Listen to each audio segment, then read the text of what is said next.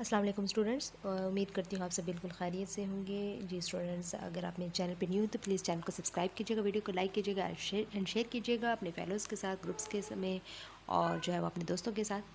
जी students, आज हम जो है वो इको 403 के लेसन नंबर 12 को देखेंगे, मनी एंड इन्फ्लेशन, जो कि हमारा कंटिन्यू जो है वो टॉपिक है, जो हम प्रीवियस लेक्चर्स में भी 2-3 लेक्चर्स से जो है वो इसको कंटिन्यू कर रखा है हम लोगों ने।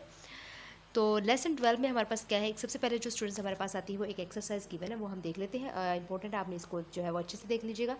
सपोज बी इज कॉन्स्टेंट, वो कहते हैं बी जो है वो हमारे पास अगर कॉन्स्टेंट है तो एम जो है वो बढ़ रहा है 5% पर ईयर, यानी हर साल जो है वो एम हमारे पास बढ़ रहा है, बी कॉन्स्टेंट हो, और वाई भी जो है वो 2% हर साल बढ़ रहा है, इनकम मीन सेट। और आर जो है वो हमारे पास आपको पता है इंटरेस्ट रेट होता है, जो कि हमारे पास आर इज इक्वल टू 4 के है। तो हमने सोल्व करना है फॉर आई, यानी नॉमिनल इंटरेस्ट रेट को। ठीक है, वो कहते हैं if S B P increase the money growth rate by 2 percentage points per year find del i. वो कह रहे हैं कि अगर एस बी पी जो है स्टेट बैंक ऑफ पाकिस्तान, तो वो कह रहे हैं कि स्टेट बैंक ऑफ पाकिस्तान अगर इंक्रीज़ हो रहा है, मतलब जो उसकी जो मनी ग्रोथ रेट है वो जो है वो 2% बढ़ रही है हर साल, तो आपने इसका जो इंटरेस्ट रेट जो है वो यानी चेंज ऑफ इंटरेस्ट रेट, जिसे डेल आई भी बोलते हैं, इसको हमने जो है वो फाइंड करना है। ठीक है, इसके बाद वो कहते हैं कि if growth rate of Y falls to 1% per year, वो कहते हैं फिर आपने क्या करना कि अगर हमारे पास वाई जो है वो गिर रहा है, यानी जो फॉल हो रहा है, डिक्रीज़ हो रहा है 1% हर साल, तो वो देखना है। फिर वो कहते हैं कि व्हाट विल हैपन टू पाई, वो कहते हैं फिर क्या होगा। ठीक है, जो पाई जो है के साथ जो है वो क्या होगा। फिर कहते हैं वो कि what must S B P do if wishes to keep pi constant, वो कहते हैं फिर जो है वो स्टेट बैंक ऑफ पाकिस्तान अगर ऐसा करता है तो मतलब जो है हमारे पास उसको जो पाई को जो है वो कांस्टेंट रखने के लिए जो है वो क्या करेगा। ठीक है, क्या करना उसके लिए जो है वो ज़रूरी होगा। तो हम यहाँ पे देखते हैं, सबसे पहले हमें फाइंड करना है।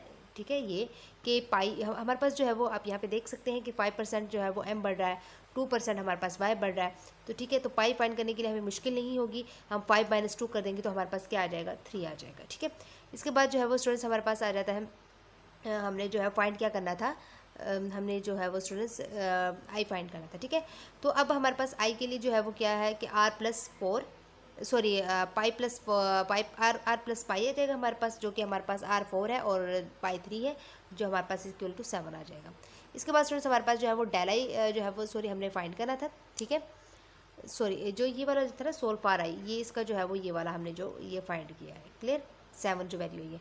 अब हमने क्या करना है, फाइंड करना है डेल आई फाइंड करना है। अब तो हमारे पास डेल आई के लिए जो है वो हमारे पास ये वाली चीज़ है, मैं 1 मिनट आपको बता देती हूँ ये चीज़।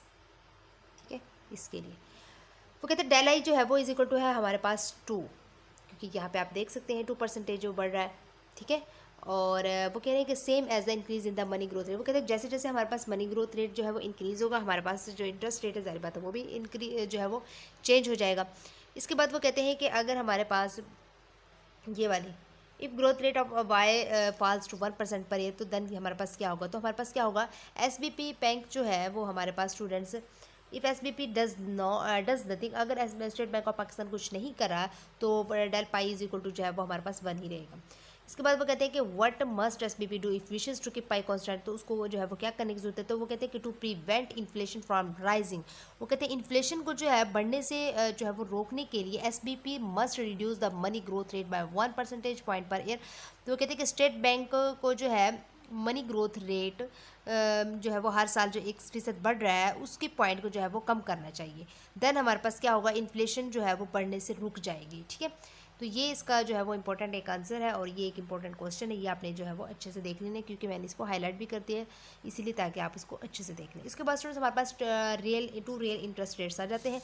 सबसे पहले हमें जो है वो इंटरेस्ट रेट के बारे में जो है वो पता होना चाहिए कि इंटरेस्ट रेट क्या होता है। स्टूडेंट्स, इंटरेस्ट रेट का मतलब ये होता है कि इन्फ्लेशन को, जो हमारी ये महंगाई है उसको एडजस्ट करने के बाद इंटरेस्ट रेट जो एक इन्वेस्टर को मिलता है वो हमारे पास रियल इंटरेस्ट रेट कहलाता है। ठीक है, क्या मतलब है इसका मतलब है कि इन्फ्लेशन को एडजस्ट करने के बाद कि जो इंटरेस्ट रेट जो एक इन्वेस्टर को मिलता है वो हमारे पास रियल इंटरेस्ट रेट कहलाता है। और ये हमारे पास दो तरह का होता है, एक होता है एक्चुअल इन्फ्लेशन रेट जो आपके सामने हाईलाइटेड है, एक्चुअल इन्फ्लेशन रेट, दूसरा एक्सपेक्टेड इन्फ्लेशन रेट होता है। ठीक है, not non until after it has occurred लिखा हुआ है, तो ये एक्चुअल इन्फ्लेशन रेट है, और दूसरा एक्सपेक्टेड इन्फ्लेशन रेट है कि आपने तो इनके नेम अच्छे से याद कर लेने हैं। ठीक है, इसके बाद स्टूडेंट्स बात ये है कि हमारे पास इन्फ्लेशन का तो आपको पता है कि हमारे पास क्या होती है, एक महंगाई होती है, एक जो वक्त के साथ साथ हमारा जो पैसे की कदर जो है वो, यानी पैसे की जो वैल्यू है वो कम हो जाती है, और हमें मतलब ज़्यादा पैसों में कम चीज़ें मिल रही होती हैं, तो मतलब महंगाई की वजह से तो ये हमारे पास इन्फ्लेशन कहलाता है। तो स्टूडेंट्स एक्चुअल वन हमारे पास, अच्छा इसमें जो है वो हमारे पास एक है स्टूडेंट्स, यहाँ पे मैं आपको बताती चलूँ, एक ये चीज़ है 1 i - पाई की पावर e, यानी एक्सपेक्टेड वाला, जो इसका नाम है ex ante real interest rate. इसका मतलब क्या है, what people expect at the time they buy a bond और टेकन आउट अ लोन। मतलब कि वो कहते हैं कि लोग उस वक्त क्या जो है वो एक्सपेक्ट करते हैं, ये तो करते हैं व्हेन जो है वो कहते हैं कि जब वो बॉन्ड ख़रीदते हैं या कर्ज लेते हैं।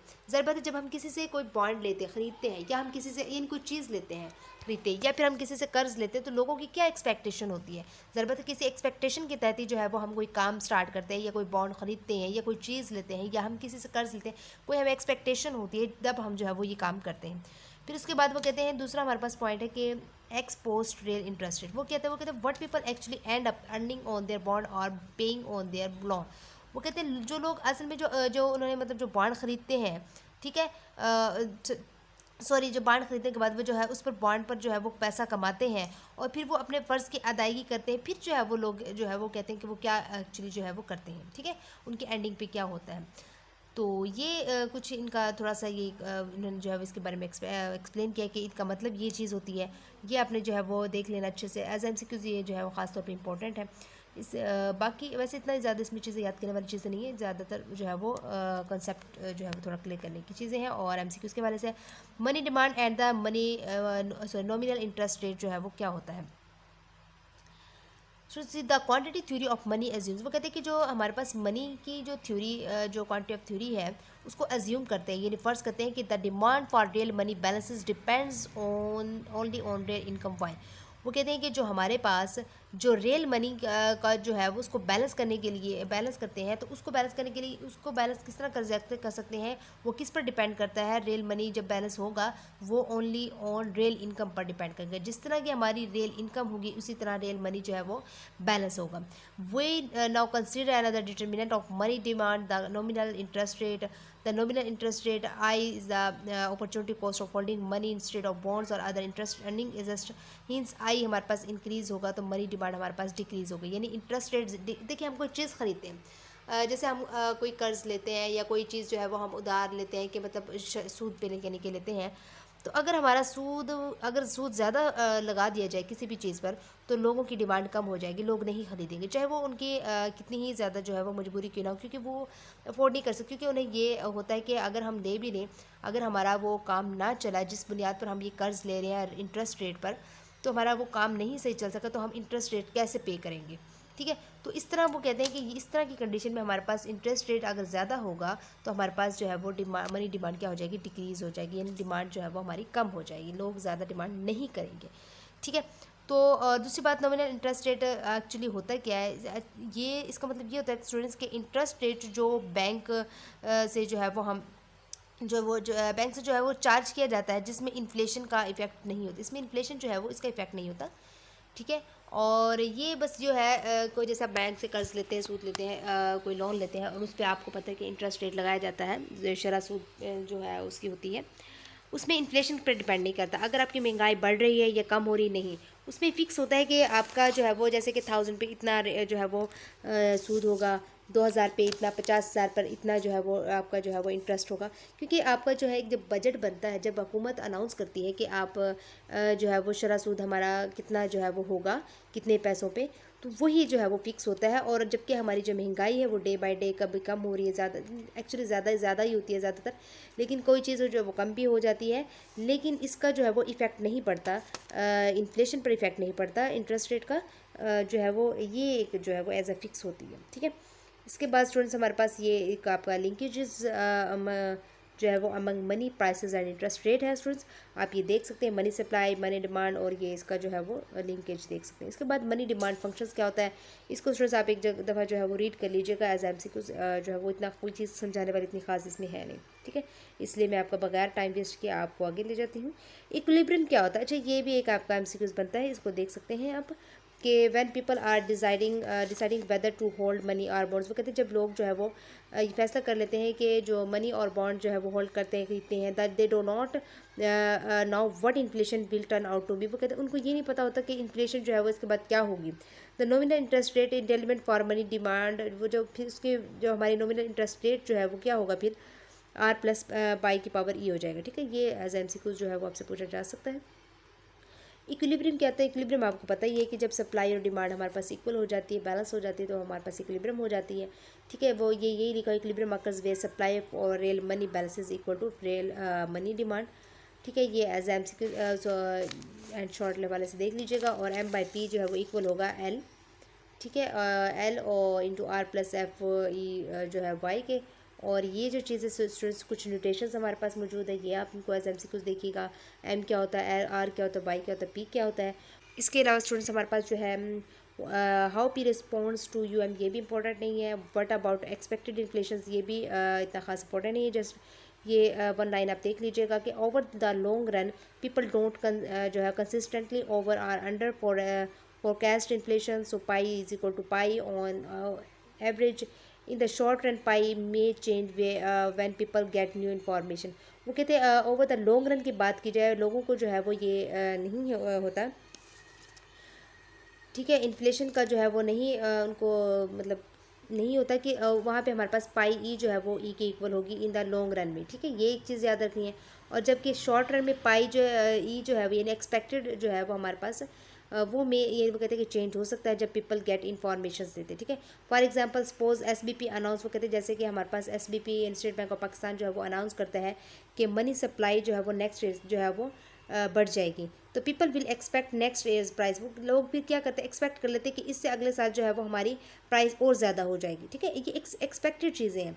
सो expected inflation pi will rise, तो मतलब एक्सपेक्टेड इन्फ्लेशन जो है वो हमारे पास क्या हो जाएगा, राइज हो जाएगा ऐसे। तो this will effect P now, वो कहते हैं इससे जो है वो हमारे पास पी पर इफेक्ट पड़ेगा। और इवन तो एम हैज़ नॉट चेंज, जबकि हमारे पास एम चेंज भी नहीं हो रहा, तो हमारे पास फिर भी पी पर जो है वो इफेक्ट पड़ेगा।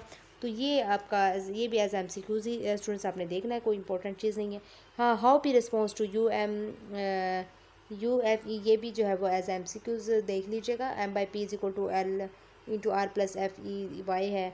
और आई जो है वो इंक्रीज़ होगा फिशर इफेक्ट पर, M by P as a demand जो है वो डिक्रीज़ हो जाएगा। पी इंक्रीज़ होगा तो to make M by P fall to reestablish equilibrium जो है आ जाएगा। ठीक है, ये स्टूडेंट्स सारा जो आपका टॉपिक है ना, ये सारा एमसीक्यूज़ के हवाले से है। और अगर शॉर्ट बनता है तो मतलब ये जो है वो एक्सरसाइज अच्छे से कर लीजिएगा और एक ही चीज़ अच्छे से कर लीजिएगा, ये वाली चीज़। ठीक है, आई होप आपको स्टूडेंट समझ आ गई होगी। अगर फिर भी कोई कन्फ्यूजन आप मुझसे कमेंट बॉक्स में पूछ सकते हैं। मिलते हैं अपने नेक्स्ट लेक्चर के साथ। Thank you so much and अल्लाह हाफिज़।